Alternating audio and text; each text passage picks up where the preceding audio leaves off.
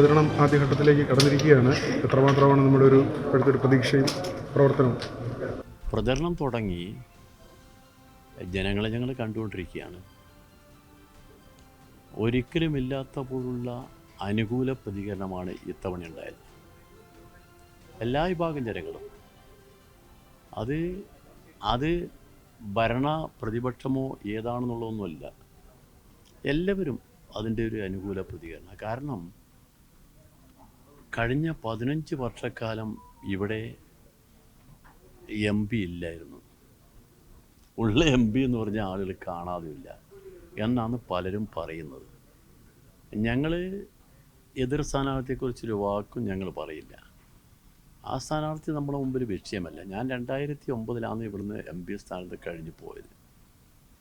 അതിനുശേഷം ഞാനിവിടെ തന്നെ ഉണ്ടായിരുന്നു. തിരുവനന്തപുരത്ത് ജനിച്ച ആളല്ല, ഞാൻ കണ്ണൂരിലാണ് ജനിച്ചത്.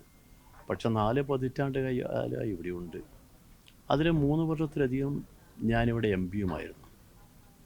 ആ കാലത്ത് ഈ നാട്ടിൻ്റെ പൊതുപ്രശ്നങ്ങളിൽ പൂർണ്ണമായും MP എന്ന രീതിയിൽ ഇടപെട്ടിരുന്നു. ഇവിടുത്തെ വികസന പ്രവർത്തനങ്ങളിൽ കേന്ദ്രാനുകൂല്യങ്ങൾ വാങ്ങിയെടുക്കുന്നതിൽ എല്ലാം നമ്മൾ പരിശ്രമിച്ചിട്ടുണ്ട്. അതിനുശേഷം പിന്നെ ഞാൻ പുറത്തുണ്ട്. അപ്പോൾ നമ്മുടെ നാടിൻ്റെ പൊതുവിഷയങ്ങളിൽ നമുക്ക് സ്ഥിര സാന്നിധ്യമായ ഒരാൾ വേണമെന്ന് ഇവിടുത്തെ ആളുകളെല്ലാം ആഗ്രഹിക്കുന്നുണ്ട്. ആ ആഗ്രഹത്തിൻ്റെ പ്രതിഫലനം കൂടിയാണ് ഞാൻ ഒഴിവായി നിന്നപ്പം ഇപ്പം എല്ലാവരും നിർബന്ധിച്ച് ഞാൻ നിൽക്കുന്നത്. കാരണം നമുക്കൊക്കെ പൊതുപ്രവർത്തകർക്ക് ഒരു കടമയുണ്ട്, നാടിനോട് കടമ. ആ കടമയാണ് നമ്മൾ നിർവഹിക്കുന്നത്. നമ്മൾ തലസ്ഥാന നഗരിയാണ്. ഇവിടെ നിരവധി പ്രശ്നങ്ങളുണ്ട്, എല്ലാത്തിനും ഞാൻ പോകുന്നില്ല. ഇപ്പോൾ തിരുവനന്തപുരം റെയിൽവേ സ്റ്റേഷൻ നിങ്ങൾ നോക്ക്. ആ റെയിൽവേ സ്റ്റേഷൻ നമ്മുടെ ഡിവിഷൻ്റെ തലസ്ഥാനമാണ്. അവിടെ 5 വണ്ടികൾ വന്നാൽ നമ്മൾ വഴിയിൽ പിടിച്ചു വേണം, പേട്ടയിൽ വഴിയിൽ വണ്ടി പിടിച്ചു വേണം. അതിനിപ്പുറത്തേക്ക് നമുക്ക് സൗകര്യങ്ങൾ ഒരുക്കാൻ പറ്റിയില്ല. അന്ന് ഞാൻ 2008 കേന്ദ്രമന്ത്രിയായ വേലുവുമായി ചേർന്ന് നമ്മുടെ തോമസ് വർഗീസ് എന്ന് പറയുന്ന റെയിൽവേയുടെ ജനറൽ മാനേജറുണ്ട്, അദ്ദേഹത്തെയും കൂട്ടിയിട്ട് ഇവിടെ പോയി റെയിൽവേ ബോർഡ് ഓഫീസിൽ നമ്മളൊരു പ്ലാൻ തയ്യാറാക്കി അവിടെ അപ്രൂവൽ വാങ്ങി. പക്ഷേ അതിന് നടപടിക്രമങ്ങൾ തുടർന്ന് നടന്നിട്ടില്ല. അതിന് ഫലമെന്താ? ഇപ്പോഴും വണ്ടി 5 വണ്ടി, നമ്മളിപ്പോൾ വന്ദേ ഭാരത് വണ്ടി ഹൈ സ്പീഡാണ്, പക്ഷേ ഇവിടെ എത്തിയാലും ട്രാക്ക് ഇവിടെ നമുക്ക്. അത് നേമവും കൊച്ചുവേളിയും തിരുവനന്തപുരവും ചേർന്ന് ഒരു കോംപ്ലക്സ് എന്നാണ് നമ്മളെന്നത്തെ അത് തീരുമാനിച്ച നടപ്പിലായില്ല. ഇതുപോലെ പല കാര്യങ്ങളും ഞാൻ അല്ലെങ്കിൽ ഓരോന്നോരോന്ന് പറയല്ല.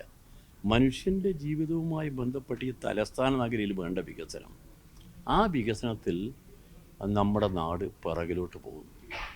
അത് മാറണമെങ്കിൽ നമുക്ക് സെൻട്രൽ ഗവൺമെൻറ്റിൽ വേണം ശക്തമായ സമ്മർദ്ദം ചെലുത്താൻ. സംസ്ഥാന ഗവൺമെൻറ് കാര്യം ഇവിടെ ചെയ്യാം.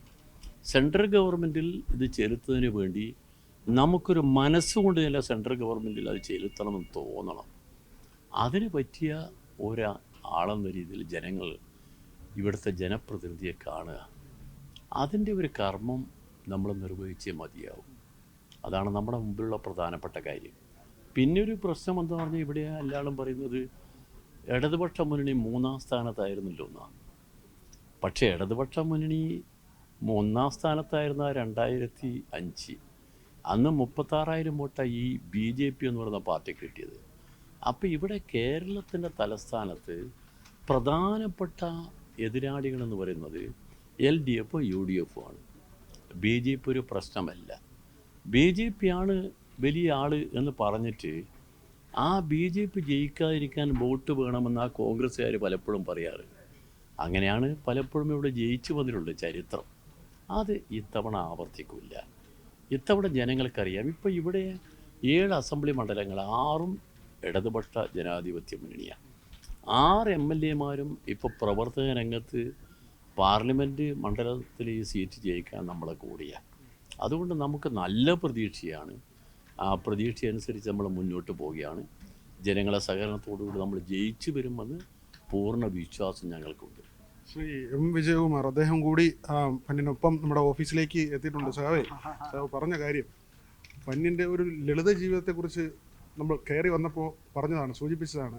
അപ്പോൾ പന്നിനൊരു വോട്ടും 10 രൂപയും എന്നൊരു ക്യാമ്പയിൻ, എന്താണ് അത് അങ്ങനെ? കാരണം പന്നി ഒരു വ്യത്യസ്തനായ സ്ഥാനാർത്ഥിയാണ്. സാധാരണക്കാരനാണ്, സൗമ്യനാണ്, ജനകീയനാണ്, അതിനേക്കാൾ ജനപ്രിയനുമാണ്. അങ്ങനെയുള്ള ഒരു ജനങ്ങളുടെ സ്ഥാനാർത്ഥി, അദ്ദേഹത്തെ വിജയിപ്പിക്കേണ്ടത് ജനങ്ങളുടെ ഉത്തരവാദിത്വം എന്ന നിലയിൽ മാറ്റാനാണ് ഞങ്ങൾ ഉദ്ദേശിക്കുന്നത്. കാരണം ഈ പാർലമെൻറ്റ് തെരഞ്ഞെടുപ്പിൻ്റെയൊക്കെ വിഷയങ്ങളുണ്ടല്ലോ ഇപ്പോൾ കേന്ദ്ര ഗവൺമെൻറ് ഇലക്ട്രൽ ബോണ്ട് എന്നൊക്കെ എന്തെല്ലാം വിഷയങ്ങളും ഇത് സ്ഥാനാർത്ഥികൾ തന്നെ കോടീശ്വരന്മാരും ശതകോടീശ്വരന്മാരുമായിട്ട് ഏറ്റുമുട്ടുമ്പോൾ അദ്ദേഹത്തെ സഹായിക്കേണ്ട ഉത്തരവാദിത്വം, അങ്ങനെ ഞങ്ങൾ ലളിതമായ ഒരു രീതിയിലാണ് അതിനു വേണ്ടിയാണ് പന്നിൻ രവീന്ദ്രൻ്റെ ഒരു വോട്ട് 10 രൂപ സംഭാവന, ഒരു വോട്ടും 10 രൂപയും പന്നിന് കൊടുക്കുക എന്നൊരു ക്യാമ്പയിൻ. അതൊരു ക്യാമ്പയിനായിട്ട് നമ്മൾ തുടങ്ങാൻ പോവുകയാണ്. പ്രചരണത്തിൻ്റെ ഭാഗമായി പൊതുജനങ്ങൾ കൂടി ഇതിൻ്റെ ഭാഗമാക്കാൻ വേണ്ടിയാണ്. ഇത്തവണ തീർച്ചയായിട്ടും പന്നിൻ രവീന്ദ്രൻ്റെ വിജയസാധ്യത വളരെ കൂടുതലാണ്. പ്രത്യേകിച്ച് പഴയതല്ല, 5 വർഷം 10 വർഷം 15 വർഷത്തിന് മുമ്പുള്ള തിരുവനന്തപുരമല്ല, ഈ 2024 തിരുവനന്തപുരം വളരെ വ്യക്തമാണ്. LDFന് മുൻകൈയുണ്ട്. അസംബ്ലിയിൽ 1,11,000 വോട്ട് അസംബ്ലി മണ്ഡലങ്ങളിൽ ഭൂരിപക്ഷമുള്ളതാണ് തിരുവനന്തപുരം പാർലമെൻറ്റ്. അത് കൂടുതൽ ആവർത്തി.